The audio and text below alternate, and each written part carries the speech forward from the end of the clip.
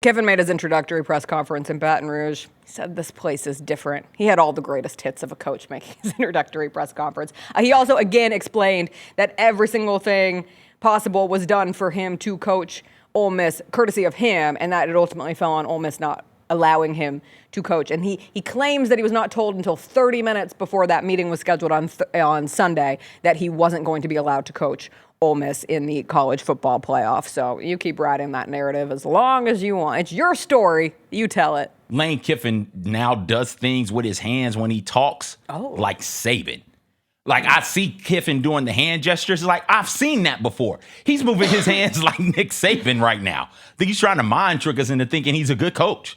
What do you think of the ethics of Nick Saban giving Lane Kiffin advice behind the scenes, getting on ESPN, discussing the story without mentioning that he was one of the confidants that Lane Kiffin turned to, and also being one of the loudest voices saying, yeah, of course Lane Kiffin should be allowed to coach in the college football playoff? That's fine. You've got to be smart about the media you're consuming. Yeah, but we're not smart as a people. That's on us for not being literate enough to understand that. Like, as Saban is talking, you have to understand that Miss Terry has name dropped Lane Kiffin a time or two here since Saban's retirement, right? I think the last time Miss Terry said something or was quoted as saying something was when there was talk about Nick Saban maybe coming back to coaching, and Miss Terry's like, no, we don't want to. We got to let all of our kids get a chance to win championships, like Kirby and Lane, right? Like, there's a relationship there.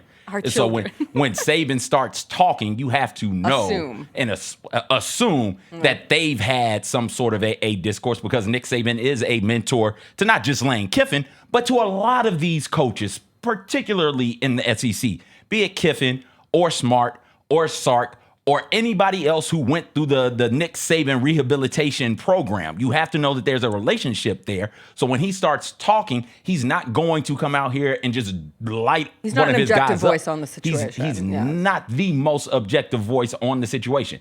Now, is he wrong? I don't think Nick Saban was wrong in his assessment of it. I think that was a fair assessment, but you got to understand that assessment is coming in part because he and Lane Kiffin are cool. Like, he's a legit mentor of Lane Kiffin. So I don't have any issue or any qualms with that. Just like I don't have any issues or any qualms with game day going to the SEC championship game instead of 1 versus 2 in Indianapolis. It's their business. Like, it's their business. You know what it is when you turn that on. They're going to promote the things that they have the coverage to. And so when you turn on ESPN, they're going to be SEC heavy right now. That they just have the access to it, so they're going to be sure to talk it up.